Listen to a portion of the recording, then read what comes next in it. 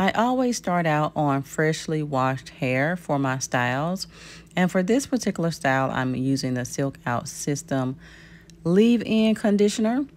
And stay tuned for the interruption about super thanks. It would be such a huge honor to receive a super thanks in support of my channel.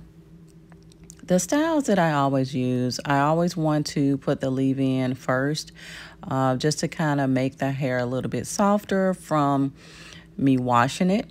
And then I'll go in and do my parting in different, with the four section parting, because of course you want to always make sure the leave-in conditioner saturates your hair before you start any style.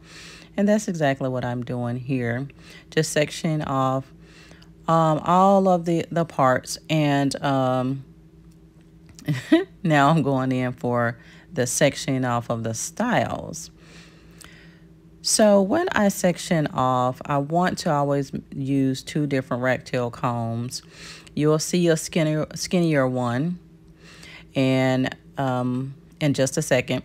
But I always just use the one that's a little softer to the scalp before I go in to redefine the parts. Now, when I'm doing the Bantu knots, I only want 3 in the front. I don't want them super small. Of course, I don't want them super big. All right, so that's the finer comb for the finer rat tail comb to define the parts. And I'm really just getting the rest of the hair out of the way so I can do the Bantu knot for the one in the front.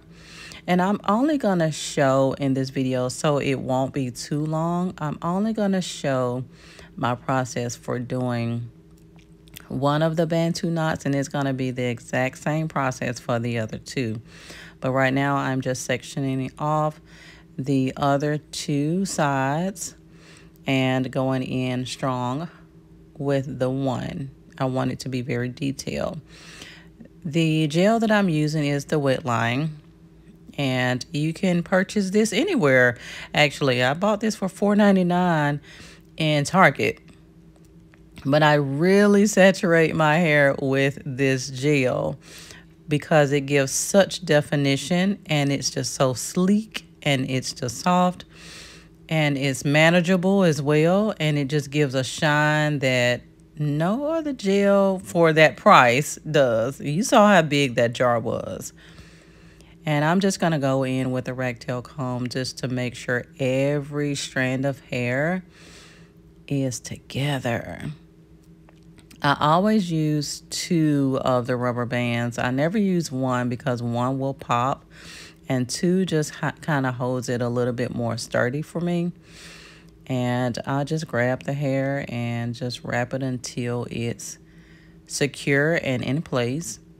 And then I'll tighten it once I am done with that.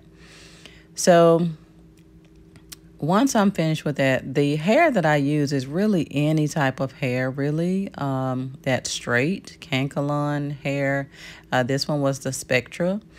And I'm using my crochet needle to go up under where the rubber band is. And I did this off camera, but the 2 rubber bands ended up being too small. So I went for 1 bigger, thicker rubber band, as you can see in the video. Now, as I slide the hair through with the crochet needle, I'm allowing 1 complete strand. I'm not going to tie anything together. I'm just allowing 1 complete strand on each side. And I'm going to combine my hair with the fake hair or Cankalon hair. And I'm just going to allow that to kind of mix together and twist it. So some people will twist it all the way down like I am doing in the video. And some people will twist as they turn with the Bantu knots. But I like mine to be already twisted all the way down. And then I twist as well, and you'll see how I am doing that. So this one is the one that I'm going to really allow to show this process. And see how I'm twisting it as it goes. And the reason I used fake hair this time because I really wanted that Bantu knot to be defined. And although it was a lot, it was enough hair for it to stick, I wanted to use the pin anyway, the hair pin anyway, to just make sure it's secure and in place.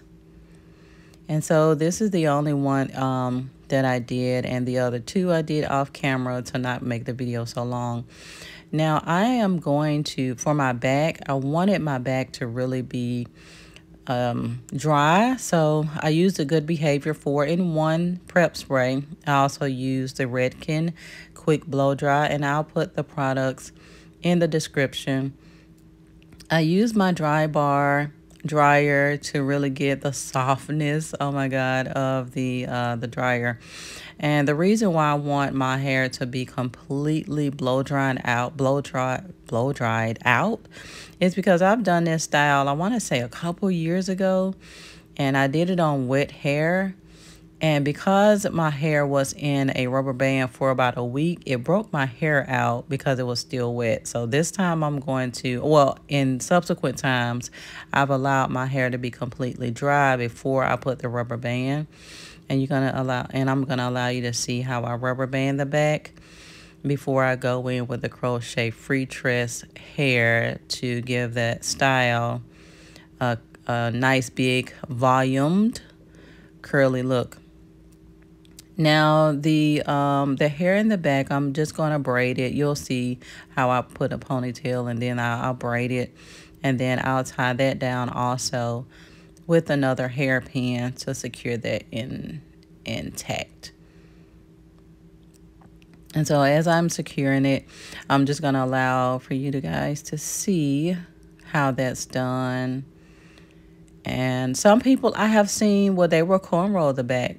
I have cornrowed the back before and previous styles, but it just kind of shows a little bit throughout the style as it gets a little old. This is the hair that I'm using, the Waterway FreeTress crochet braid.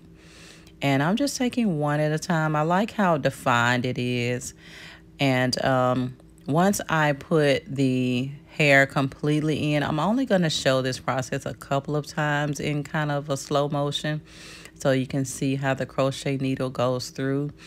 And I only want to show 1 or 2 times the definition of how this is done, because it will make the video too long. And I will separate each curl at the end, and that process really took me about 30 minutes to do. So I ended up doing that off camera. I didn't want to show too much and have the video too long. So I'm just showing 2 of the processes here, and I do that throughout the braiding, the ponytail in the back too. And so you'll just kind of see how that definition just plays out. And although those curls are small, so although the curls are small, that's the full head. And I did add a little bit more to the back because I saw that it was a little bit shy.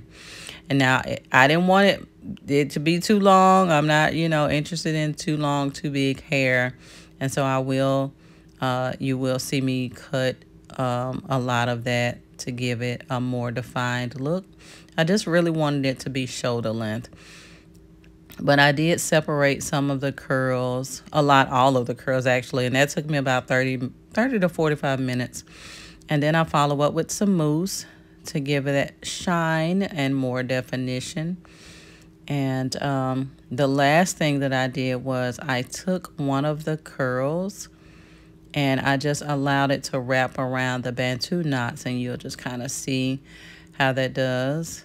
And yes, I did go in off camera to cut a little bit more of the hair that wanted to kind of get out of place.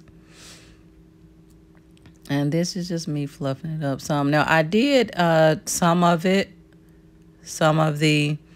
separating, and that's how you can see how on I want to say the left side, my left, you're right, how it's a little bit fuzzed, but the mousse took care of that.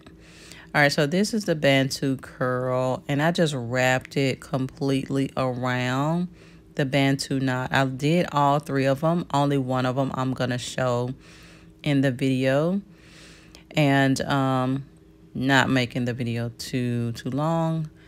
But I just cut it so it can be a nice little curl. And I did that on the other 2 sides. And this is the finished look.